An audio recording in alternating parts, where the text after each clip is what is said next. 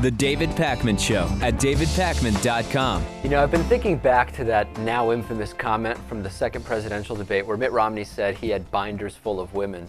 I want to get more into detail about that later, and there's a lot of funny stuff going on with it, but it did make me say, let's think a little bit about what is Mitt Romney's version of women's rights. Because if we take all the individual things that Mitt Romney said in the second presidential debate, but more broadly over the last few years, it's pretty disturbing. In fact, if you were to have only Mitt Romney statements about women's rights on which to guess what year we're currently in, you wouldn't guess that we're in 2012 if you lined up Mitt Romney's comments and said, this is the political establishment's view on women, which fortunately it isn't. There is more than just Mitt Romney, but you would think it's probably somewhere in the 1950s. Right.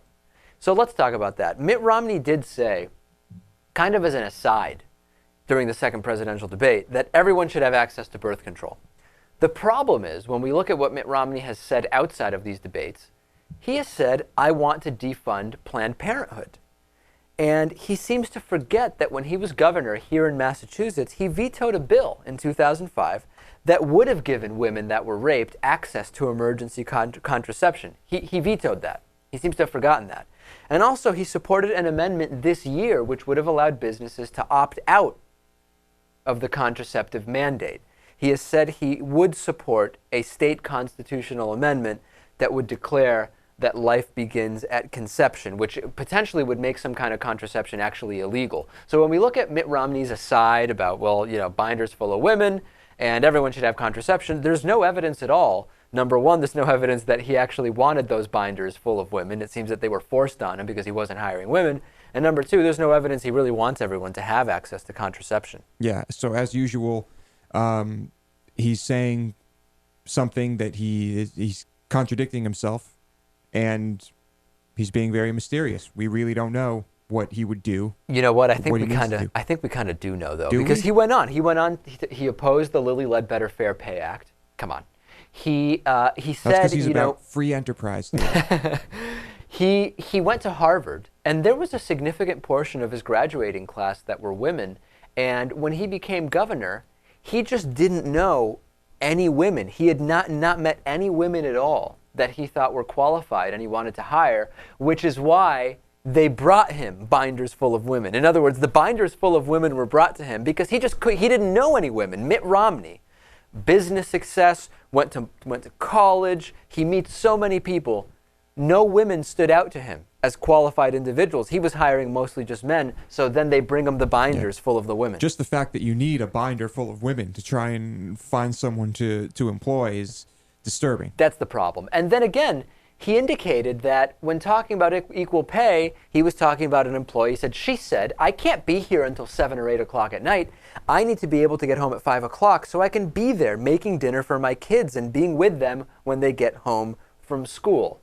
Come on, Mitt. Women need to be home. They need to leave at 5 to make dinner. That's the argument. That's why you didn't support Lilly Ledbetter. Come on. And then even when talking about gun control in that second presidential debate, Mitt Romney redirecting from gun control to single moms. Single moms are the problem. This is a disaster, ladies and gentlemen. How can any woman hear this and cast a vote for Mitt Romney? Natan, how do they do it? Is it that they don't believe this is really Mitt Romney's position, or that they agree with Mitt Romney's position? I think there's probably a combination of low information voters, people who don't really understand the nuances of or the obvious repercussions of the things we're talking about. But overall, I think the deal is that people just don't get that. I mean, first of all, people are against Obama, and then other people just don't get that Mitt will say anything to get elected. And this is something that is an example of that. Disturbing. I think there are women who, one, agree with this, two, of course, I doubt those women are single who agree with this. Women who don't hear this at all, and women who just don't understand it. Absolutely. The binders full of women thing is getting hilarious. There's an Amazon item for sale, which is an Avery Durable View binder with a 2-inch easy turn ring, okay? And it started getting flooded with funny reviews. You know how you can post reviews on Amazon? All the reviews were about Mitt Romney's binders full of women instead of the binder itself. You have to admit, it's very creative stuff. I mean, this is essentially satire at the highest level. It's genius. So here's a 5-star review. This is my favorite piece of equipment for binding women. The rings are incredibly strong and they're not easily pried apart with one hand, which exponentially increases the chance of escape. So far, I've only had one woman break out of this binder, and she actually had to rip the rings out of the binder. That's a pretty good review. That sounds like a really good binder to put women in. Pretty sturdy. A 3-star review for the binder said, as a man, should I buy one of these for my wife's birthday, or should she be required to get her own? A very good question. If I buy a binder and I'm going to put women in it, I need to know that. Who Right. buys the binder? Yeah. And a 1-star review, a gentleman not very happy about this. 2-inch binder, it only holds one woman. We know if you're Mitt Romney, you need a binder that can hold way more than just one woman. Those are some pretty big binders. Yeah, I'll say. Yeah. And these just go on and on. It's just so funny how many of these there are. Here's a 5-star review. My daughter will one day be in this binder when the independent voters of America choose Willard for president. My daughter can look forward to the day where she too can be found in this fine binder. What a great place to spend your time. And then here's another funny one. This is a 4-star review. I'm not supermodel small, but I'm telling you, I fit right inside this fabulous binder. And there is plenty of room for my other women friends as well. I mean, who knew a binder would finally be what smart, qualified women all over the world need to be relevant in 2012? Mitch sure had the right idea, didn't he? So I love this. Anytime that something like this happens, I love it. All the memes based around the binders full of women, bindersfullofwomen.com. I love it all. It's hilarious. Yeah. And I'm sure this was exciting news to many women across the country because who knows? They might have been in that binder. They may have been. They may have been one day, and they may be in the future. Any woman out there could be in a binder somewhere, you know. I mean, Hugh in some Hefner. official's office. Hugh Hefner, sure, he's got plenty of binders full of women. Right. Right. So it's his business. Yeah. Here's something interesting, too. Right-wingers started going nuts that Michelle Obama appeared to have been caught clapping, or at least she was moving her arms, which is enough for Republicans to flip out, during the debate, which would have been a violation of so-called debate rules. So here's the video of that, and you have to look quickly because otherwise you'll miss it. There's a moment where during the whole Libya exchange, it appears that Michelle Obama is returning her arms down to her lap, possibly from having been clapping. And again, right-wing flipping out, saying, how can the First Lady break the rules of the debate? Take a look at this. The administration indicated that this was a reaction to a video. All right. So you may have missed it there, but it was very, very quick. If you look right now where we have this freeze framed, at the bottom of the screen in the pink, that's Michelle Obama. And it appeared she was returning after potentially having clapped, returning her hands to her knees. Can you believe this is what Republicans are focused on? But let's play the game. Let's play the game of the Republicans, Lewis, because we actually have to look at Ann Romney, too. If we're going to talk about what is First Lady like, what is becoming of the person who is right by the president, we have to look at whether Ann Romney broke debate rules. And you know what I uncovered, Lewis? There's a moment during the debate where Ann Romney actually says, "What?" And you see her very visibly in the middle of President Obama speaking saying, "What?" So we've got the video. We're going to play it in regular speed for you. We're going to play it in slow motion for you. And if you're going to flip out on Michelle Obama for having lifted her arms off of her lap. Now, hold on. Yeah.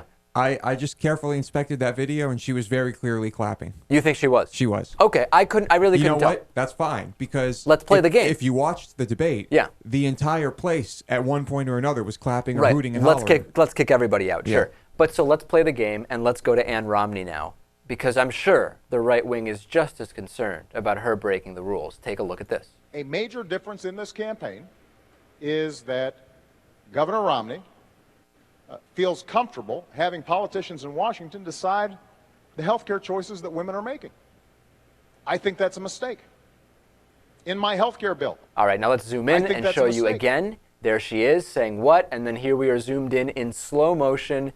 Again, Ann Romney turning and saying what, and the people around her all visibly turning, indicating that it was certainly not a just pantomime of the word what. So where's the Republican rage about this? Or is this just more to distract from the fact that Mitt Romney failed miserably in that debate and completely self-destructed? And is anyone surprised that Michelle Obama was clapping for her own husband? And that Ann Romney was interrupting and yelling out of turn when her husband's opponent was speaking? Right. What do you think, Natan? Well, I think it's irrelevant to me to talk about what the people in the audience did, given that Mitt Romney was the first person to break the rules. The rules were that you weren't going to ask the other candidate a direct question. He was the first one that did that, and Obama correctly repeated the same thing once he realized all bets are off. Absolutely. Absolutely. And Chris Hayes, I think, Natan, you said, had an interesting comment saying the breaking of rules that was catalyzed by Mitt Romney is kind of representative of the attitude of the 1% in many ways, that the rules don't actually apply to them. The rules are for other people. Right. The rules that you agreed to before doing the debate. But let's be honest here. Everyone broke the rules. They did. As we expected. It's a debate. Nothing goes according to plan. Well, it turns out that Tagg Romney was very upset by what happened in the debate. He actually went on WPTF, which is a radio station in Raleigh, North Carolina. He went on the Bill LeMay show. I don't know too much about Bill LeMay. It's Lumaye. But within the first 30 seconds of the interview, he said he wanted to take a swing at Barack Obama. Now, let's forget about the unfirst ladylike comment or action of Ann Romney saying, "What?" in the middle of the debate while President Obama was speaking. Does it really make sense for the children of the presidential candidate to go on radio shows and to say they were moved to want to make a violent attack, a physical attack on the President of the United States? Listen to this. Take a listen, Lewis. I hope you'll listen. It's the Bill LeMay Show. Well, what an honor it really is. Tagg Romney is in the house. He's, of course, the son of Governor. Let's actually stop it right there. He sounds exactly like Rush. He sounds a little bit like Rush. Why is it an honor to have Tagg Romney in your studio? I mean, is that an honor? What kind of thing is that to say? Very strange. Very, Natan, very strange. is it an honor to have Tagg Romney sitting there? You know, it's an honor to me if Romney ends up losing the election. I'd be honored to have Tagg Romney on this show as long as his campaign doesn't succeed. I think I'd be honored if the Dalai Lama were in our studio. Right. I think if Tagg were in here, I'd be repulsed. All right, let's continue. And again, Tagg getting into the violent rhetoric right away. Romney, and how appropriate after a debate. He's in town. I guess knocking on some doors and also talking to some folks. And Tagg, what a pleasure and an honor. Thank you for taking time for us today and coming down. Bill, thanks for having me on. It's an honor to be here with you. Yeah. Okay, I'm going to ask something. Hold on a second. Is it an honor to be on Bill LeMay's show? I mean, what's going on here? I really don't understand what's going on in this interview. Everybody's honored. We've gotten the honors out of the way. Let's get to the violent rhetoric. Please, gentlemen. People want to know, or at least I do. What is it like for you to hear the President of the United States call your dad a liar? How do you react to that? Jump out of your seat and you want to rush down the debate stage and take a swing at him. But you know you can't do that because, first, because there's a lot of Secret Service between you and him, but also what I would like to do reason. when President Obama points out that my dad and his running mate have been telling lies for years and flip-flopping constantly, what happens is I want to take a swing at the president. I want to punch the president. But there's so much Secret Service that you can't do that. Perhaps we need to start a discussion about a violent Mormon subculture. Let's take just a few more seconds here. This is the nature of the process. That they're going to try to do everything they can do to try to make my dad into someone he's not. We signed up for it. We got to kind of sit there and take our punches. Mm-hmm. Punches, yeah. Tagg, I hate to break it to you, but your dad's a liar. That's the thing. He's being called a liar because he's a liar. And by the way, Obama didn't use the term liar, right? And this is all part of this framing of this, what's the WPTF in Raleigh, North Carolina, the Bill LeMay show. Bill LeMay is using the liar thing. What President Obama pointed out is that the things Mitt Romney said are not representative of reality. They're not representative of facts. And it made Mitt Romney's son want to punch the president. Yes. There is a difference between lying and saying something that's not true. There is also a difference between calling someone a liar and pointing out they are stating untruths. Right. Now, Mitt Romney may be unaware that what he's saying is not true. He may think it is true. Right. That would not make him a liar. It would just make him someone who doesn't know stuff. Right. Which is also pretty bad if you're going to be the president. Either way, it's pretty bad. Either way, it's pretty bad. Yeah. So what nonsense. But Tagg Romney, very, very agitated. He would like to punch the president. That's the type of thing, I'm disappointed with the way, with the direction that Obama's taking this country. I'm going to vote for the guy whose son would punch the president. Yeah, that's where I want to go, Lewis. Well, like I said before, I wanted to see Mitt Romney take a swing at the president. I wanted to see a brawl on stage. I hope it happens during the third debate. But yeah. I think that is the best way to determine who should be the next president. Just put him in a ring and see who wins. There you go. Yeah, it'll be a physical fight. That's a great idea. We'll have like boxing, 3-minute rounds. And in between those rounds, they can answer questions. Listen, the debates basically are like boxing in the sense that it is a 3-minute round of nonsense, and you get really no real discussion of any issues. So in that sense, we already have boxing rounds for debates. Yeah, that's true. Yeah. All right, we've been covering the Koch brothers and a number of others, including, who else was it? It was this timeshare mogul and a number of other bosses from big businesses who have been telling their employees, in sometimes explicitly, sometimes implicitly, your job may be in danger if you don't vote for Mitt Romney and if Mitt Romney doesn't win. It's now going further, and incredibly enough, we now have leaked video from the very top that tells us where has this been coming from. So we already have the Koch brothers. Now we have Republican Congressman Joe Walsh, former deadbeat dad, as you know.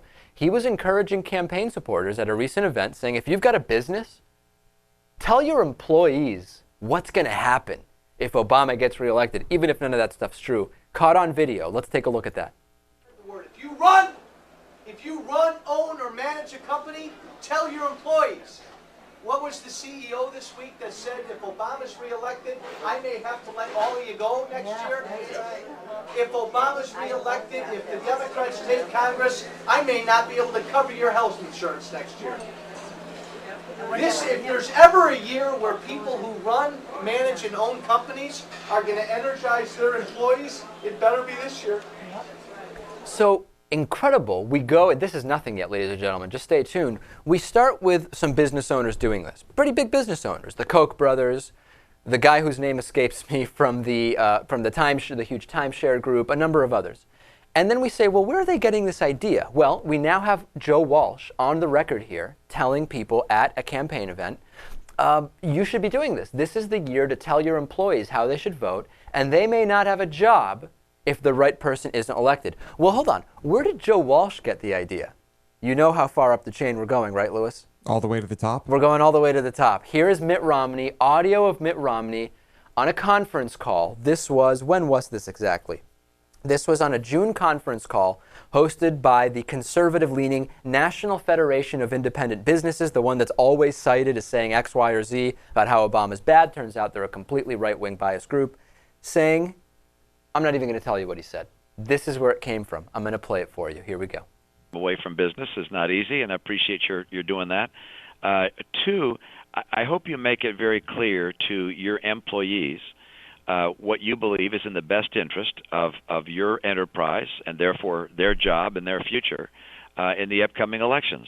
And whether you agree with me or you agree with President Obama or whatever your political view, I hope you pass those along to your employees. Nothing illegal about you talking to your employees about what you believe is best for the business. So Mitt Romney being very clear there. I am not suggesting you do anything illegal, but what I am saying is you know who's going to be better for your employees, you know who's going to be better for you, and you should tell your employees that. Now, Romney is right. What he said is not illegal, and simply talking to, especially after Citizens United, which expands what corporations and unions can do as far as political speech goes, employers can legally compel workers to participate in political campaigns. However, intimidating voters by holding their jobs over their heads, unless they vote the way you want, is illegal, and it goes way beyond Citizens United, and we need to look at investigations as to when this is going on, because if an employee really feels that they are potentially going to be penalized or lose their job based on a vote,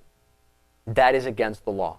And this needs to be looked into. It's going all the way to the top, ladies and gentlemen, and it's filtered down from the top all the way to business owners like the Koch brothers that are doing this. Let's take a break. Great stories on the bonus show today. DavidPakman.com/membership if you're not signed up. Support the David Pakman Show through a membership. We'll take a break. Plenty more after this. Stay tuned. The David Pakman Show at davidpakman.com.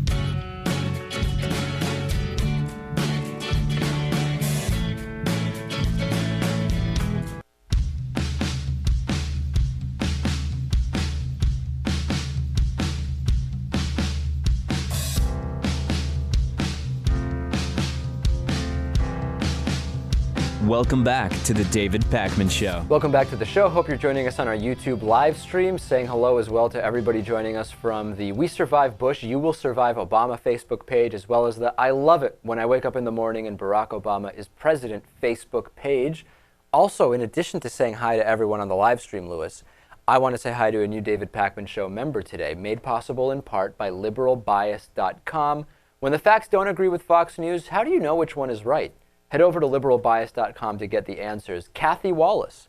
It's great to have Kathy Wallace aboard. And Lewis, interestingly enough, we've been having a resurgence in female members on the David Pakman Show. We didn't get any binders full of women that I was able to recruit from or anything of the sort. Online political news shows, if you talk to just about anybody, skew very heavily towards men in the demographics. And we had that same issue for quite a long time. But recently, a very strong resurgence on the membership front from female members, and it's fantastic. Binder-free female members on the David Pakman Show. Incredible. It's great. We're breaking boundaries here. No question about it. Yeah. I would take binders full of women just in case this changes. But just as a backup? Just as a backup. But unlike Mitt Romney, I probably wouldn't need them based on what we have going on right now. You do nothing with them like Mitt Romney did. Exactly. We would do the same thing with them, but for very different reasons. Yeah. Rush Limbaugh, in continuing trying to keep the discussion about Candy Crowley instead of how Mitt Romney self-destructed in the second presidential debate, is now continuing to focus on Candy Crowley by saying Candy Crowley committed an act of journalistic terror. Now, I've been thinking about this overnight. Republicans, I'll play the clip for you in a second. Republicans seem to be angry that Candy Crowley would impose herself into the debate. What Republicans seem to be forgetting is that Mitt Romney looked to Candy Crowley to try to, as he said, get on the record what President Obama had said. And Candy Crowley, at Mitt Romney's request certainly, participated in that. So the idea that Candy Crowley imposed her view on the debate, she imposed it only in the sense that Mitt Romney made it clear he wanted her involved. That's number one. If it didn't go well for you, talk to Mitt Romney. He's the one who got her involved. Let's take a listen to what Rush Limbaugh is saying now about Candy Crowley. And then Candy Crowley had to go back and eat crow on CNN. In a real world, she would have committed career suicide last night. In the real world, in the media world I grew up in, her career would be finished. Won't be now, because she gave it her all for the good guys. She gave it all for the right side. But she committed an act of journalistic terror or malpractice last night. If there were any journalistic standards, what she did last night would have been the equivalent of blowing up her career like a suicide bomber. But there aren't any journalistic standards anymore. Yeah, I mean, come on, Lewis. If you're moderating a debate and a candidate looks to you insistently, wanting you to chime in about getting a fact on the record, and you do that, you've just committed the exact same thing as a suicide bomber. What a great analogy. Journalistic terror. I mean, what does that even mean? I don't know. Well, she was like a suicide bomber. She answered a question directed at her. Hold on. She answered a question directed to her in violation of the debate rules which the candidates agreed to, and she essentially was a suicide bomber. No, but hold on a second. Yeah. There's something else that's going on here which to me makes absolutely no sense. If you go back and you actually listen to what Candy Crowley said, she said very clearly, actually, Mr. Romney, Obama did say the day after the Benghazi attacks in the Rose Garden that it was an act of terror. But you're right in your suggestion that in the 2 weeks after, there was, I don't know what word she used, some sort of mixed messaging from the administration. Right, that is thing. True. She actually got it right. She did get it right. Now, maybe the argument is because everybody in the room was breaking the debate rules by clapping, we didn't hear that second part. Right. I don't know what it is, but Republicans could not be more. They're showing their cards here, showing their hand here, by so clearly trying to distract from Mitt Romney's disastrous, embarrassing performance, where he indicated he doesn't care about women, he doesn't care about women's rights, he doesn't care about women's pay, he has no idea what President Obama has and hasn't done, and he simply didn't even know what Obama had said on that day in the Rose Garden. To take all the attention off of that, the focus is Candy Crowley imposed herself on the debate and was like a suicide bomber. I would say that in reality, most of what Rush does on his show, I mean, during every show, there's many moments of what I would actually call journalistic terror. Terrorism by definition. Right. Fear-mongering, and things of that sort. No question. ridiculous. As we know, I got an email from Rick saying, as we know, the youth vote is always something that we worry about, and it seems we have a small problem on our hands this year. A friend of mine who's a huge video game fanatic mentioned, I can't wait till November 6th. I'm going to stay up all night. I was a little surprised because I didn't think he was into politics, so I asked him, what are your election night plans? And he said, election? No, I didn't know it was the election. Halo 4 comes out that day, and I'm probably going to be up all night playing it. I asked him whether he was going to vote for Obama, vote at all, and he said, yeah, I guess I'll probably vote for Obama, very clearly indicating it's not even a big priority to go to the polls that day. What did you think about this, Lewis? You've admitted you had a video game addiction at one point. You were able to, without going into any kind of program or anything, break that addiction. You are no longer addicted to video games. Magic cards now, that's another question, but that's not the discussion here. Do you think that this really could affect the election, the youth vote affected by the release of Halo 4 on Election Day? It could definitely affect many, many votes. Wow. I don't like this one bit. There is a huge following for Halo. Huge. And everyone wants it the day it comes out. And the second you get a game, You're playing that game for hours. You're plugged in. You're on there all day. We can only hope that most of the youth vote will first go vote and then go get the video game. But I don't know. Should it be illegal to release any kind of movies, books, or video games on Election Day? Obviously, that's ridiculous. But a valid question is, should Election Day be an official holiday where people at least have the day off? Now that we're talking about so many issues with early voting, people getting to the polls, which days will the polls be open for early voting? Maybe we need to have a paradigm shift, for lack of a better term here, on voting day. I don't know. I don't think that will ever happen, although with regard to video games, it definitely could affect votes. I don't know. All right. Interesting stuff. Let's take a break. We're going to talk to Dennis Campbell coming up next. He has an incredible story to tell us. Remember those Chinese investments that came up during the second presidential debate? You're going to want to hear what Dennis Campbell has to say about this. Stay tuned. Facebook.com/David Pakman Show. Back after this.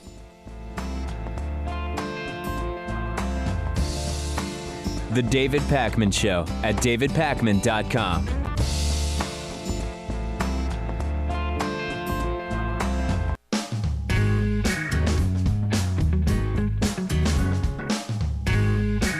Welcome back to the David Pakman Show.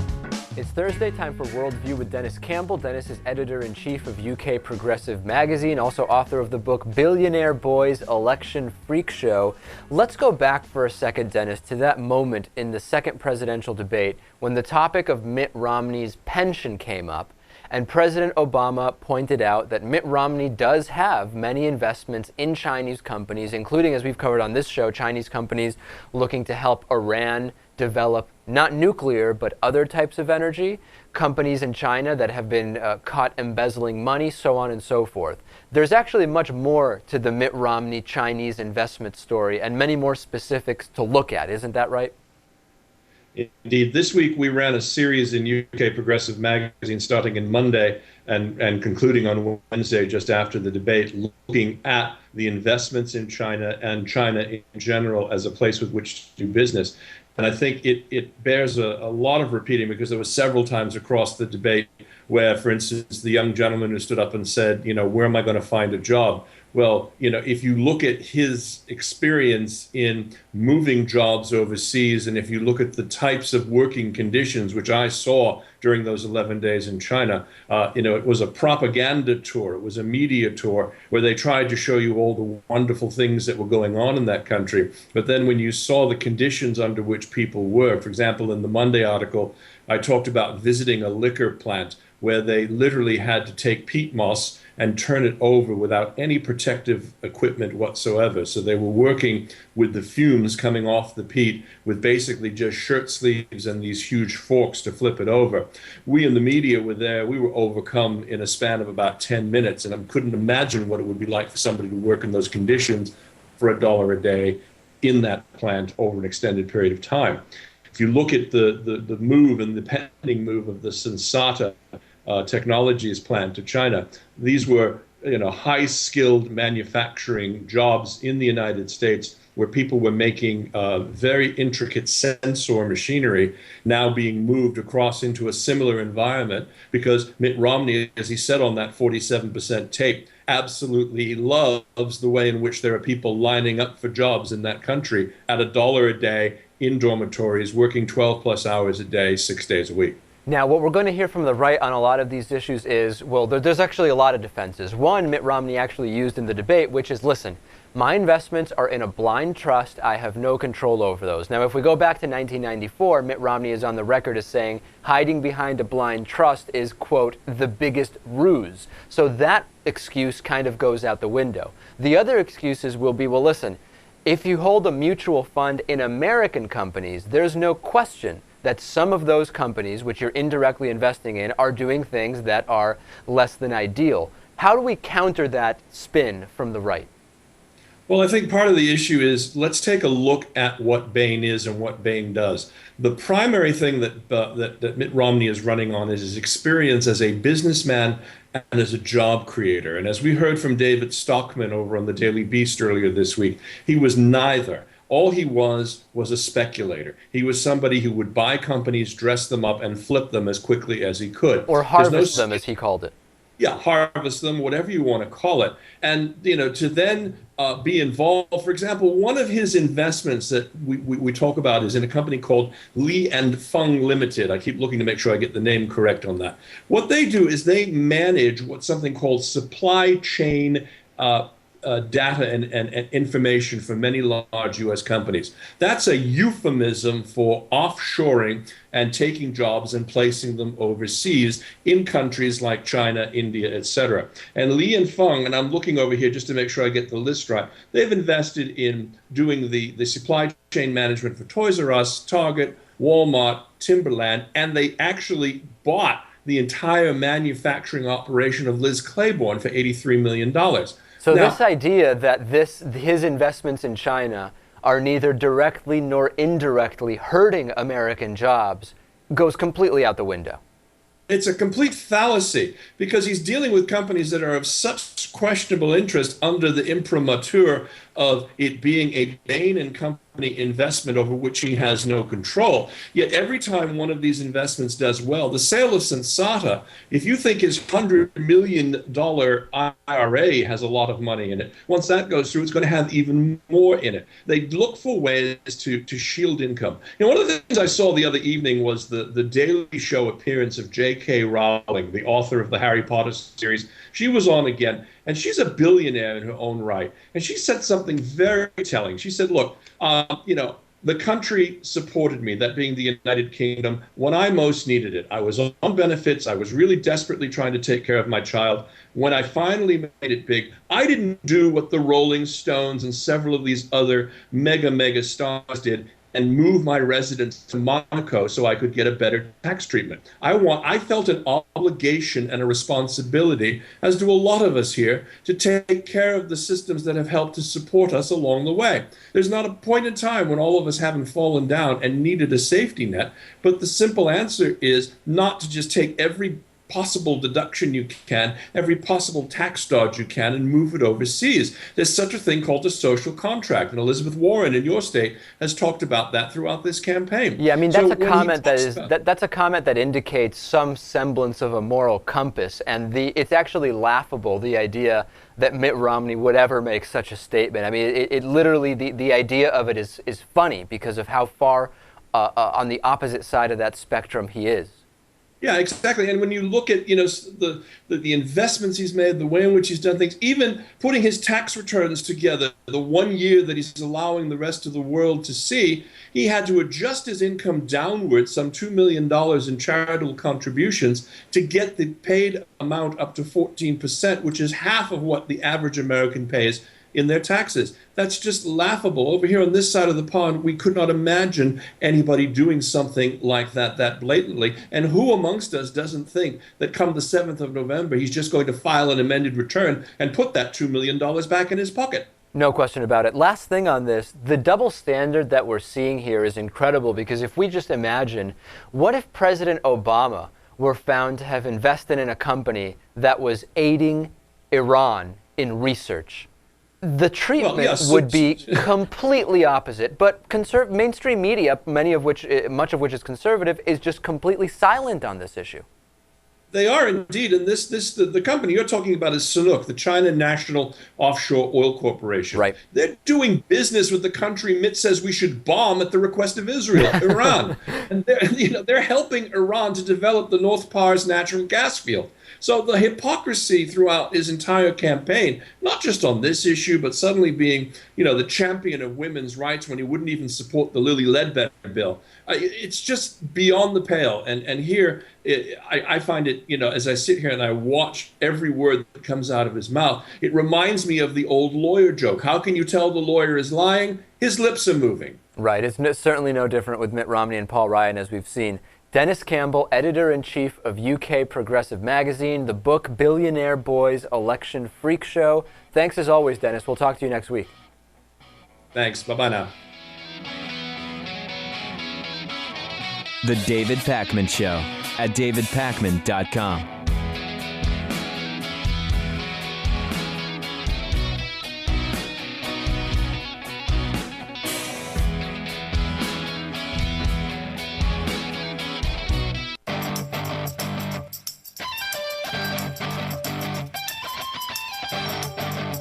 The David Pakman Show at davidpakman.com.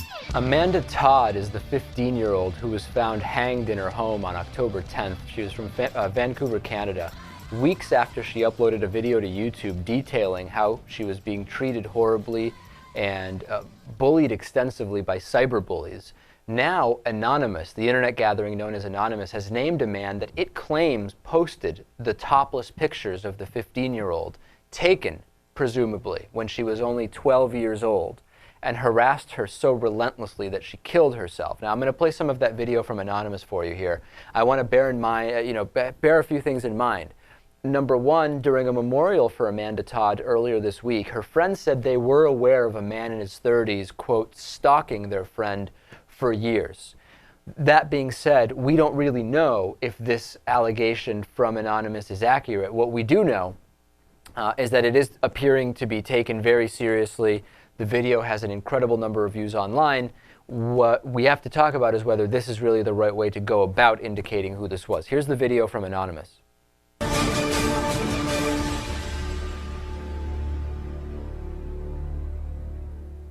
Dear citizens of our nation, we have brought this announcement forward solely for the purpose of releasing Amanda Todd's Punisher's identity. Below you will find a URL to the man's docs. In there, you will see various information about said person. Okay, so there it is. This brings up a lot of questions for me, and the biggest one is, let's say Anonymous is right. Is this type of internet vigilante justice, where now this individual is receiving a ton of different threats of all kinds, so on and so forth, is this, on the whole, is this productive? And then the next question that I guess I would use to evaluate that would be, what is the alternative? In other words, should Anonymous simply have gone to the police and said, here's the person? Or is this really the way to go about this type of thing? He bullied on the internet, therefore now he will be bullied on the internet. No. I am someone who generally has no faith in our legal system. I think this is how you do it. You do think so. Natan, what do you think? Ideally, you could say that these people should work with the authorities. However, some of their tactics are clearly illegal, in which case, even if they use illegal tactics, maybe when they finally find the guy, they should hand everything over and maybe be immune from prosecution. But at least from that point on, law enforcement won't be doing illegal things. Well, that's a good question, which is if Anonymous uses tactics that are against the law to obtain this information initially, and then they simply go to the police and say, this is who we believe did this, and we're not going to tell you why. Would that be seen, in order to protect themselves, would that be seen as a credible enough lead where the police would still act on it? Presumably in a case like this, police would act on any lead because, let's be honest, how many leads are they really getting? And this is a serious enough thing where they should be following up anyway. It's an interesting question. Of course, we had a run-in with this when Anonymous hacked the Westboro Baptist Church live on this show back in February of last year. And later, there was the individual who did that was actually arrested, not specifically because of what he did on this show, but because of a number of actions that were taken. And I was interviewed extensively about it, and I said, listen, I don't condone or endorse anything illegal being done. That being said, I'm not going to go out of my way to seek justice against Anonymous for what they did, because they took down the website of the Westboro Baptist Church, which is doing a lot of harm. And frankly, I'm not going to go out there and really try to punish anybody. If the legal system needs to do that, that's their business. But I'm not sitting around feeling sorry for what the Westboro Baptist Church has done. Right, not at all. This is basically the same situation here. Terry Graham is the mother of 2. She couldn't breastfeed her children, but now she's breastfeeding her daughter's dog, a pug named Spider, in order to fulfill her maternal desire, as she is saying it. This was an interview published in the October 20th UK edition of Closer magazine, and Graham's 44 years old. She said she knows some people might consider her a freak, but she insists her breastfeeding nourishes the dog, and it's making her feel like a better mom. She said, having Spider suckle on my boob means I finally feel complete and a better mother. She's initially from California. She claims the dog developed a taste for breast milk back in 2010, so this is a long time thing. After licking the nipple of a bottle she had pumped for her then newborn son, she says she has been breastfeeding her dog for about 2 years now. Now, a psychologist was interviewed for the magazine piece and said that Graham needs to be seeking therapy, but there have been a number of strange incidents in the British Isles related to people and dogs. Last year, in July, we covered the story of a man who was charged for violating bestiality laws after a woman died from an allergic reaction following sex with the man's German Shepherd. Apparently, he set that whole thing up. Was that over there? I thought that was like in Florida. It was in Ireland. Oh, okay. So, I mean, what's your reaction to this? She has this maternal instinct that she wasn't able to breastfeed, so now she's breastfeeding a dog. My first question is she still married? I don't know. We don't know that. That's an important question. This is one sick puppy, and I'm not talking about the dog here, Lewis. This is quite bizarre. I don't know what to say about it. I want to know if the husband is still in the picture and if they live together. Yeah. And I want to know what he thinks about this. And I want to know if he's willing to even touch her breasts. Natan, isn't this the weirdest way of getting a dog to stop humping your leg that you've ever heard of? Yeah, absolutely. It sounds like at least one paragraph and maybe even an entire page of a future mental health textbook is going to be dedicated to this story. I feel like this case may be referenced in the DSM-5, or 6, I guess we're up to. I don't know. Also, is this animal abuse? That's another question. And lastly, is humans drinking milk from a cow that different than a dog drinking milk from a human? No, I would say they're pretty much on par with each other. Is that right? Do you really think that? For the dog. No. What? No, what I'm saying is, from the dog's point of view, it's probably not any more bizarre than a human, from a human's point of view, drinking cow's milk. Right. What I'm saying is the idea of one mammal drinking the milk of another mammal much weirder or less weird, depending on which mammals those are. Who knows? No. And I wouldn't say this is animal abuse. I'd say this dog is being pampered to a level that's ridiculous. Okay. Well, there we go. Breastfeeding dogs. I need to be careful around all breastfeeding-related topics. Let's go to our voicemail line, 24 hours a day, 219-2-DAVID-P. Here's a voicemail about my upcoming speeding ticket situation. Let's take a listen. Hey, David. My name is Bess. I am living in North Dakota, and I currently work as a deputy sheriff. I was listening to your comments about tickets, and I understand you want to take it to court. So I have a couple of suggestions for you to help you out there. I do write a lot of traffic citations for speeding, and I do get challenged to court a lot. All right. Number one thing, I not always have a chance to actually go to court. So give it a chance to go to court. The officer may not even show. You could get dismissed. If the officer shows, however, LiDAR is a little bit more courtier to fight against versus radar. LiDAR is much more accurate. You can't use the argument that there was another car next to you because the LiDAR picks up your car and your car only. So I guess if it was raining or snowing, you can challenge that. Yeah, unfortunately it wasn't. The latest news with this, Lewis, is that I've got this hearing before a clerk magistrate on Monday to justify my motion to reveal some public records. I need not to reveal, just to obtain copies of public records that will be used in my investigation. Right. And how do you think that will go? Well, we'll see. I'm thinking actually of hiring on Mark Garagos to help me with this. I know he's usually involved in very high-profile celebrity defense cases, but I think there might be something interesting about getting Mark Garagos involved in the speeding ticket hearing. Yeah, maybe a Gloria Allred. Actually, Gloria Allred has offered to represent me, but I said there might be a conflict of interest because we've talked about her on the show before, so that's too bad. Yeah.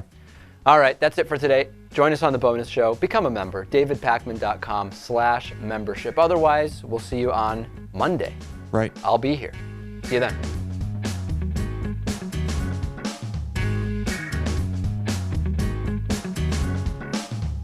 The David Pakman Show at davidpakman.com.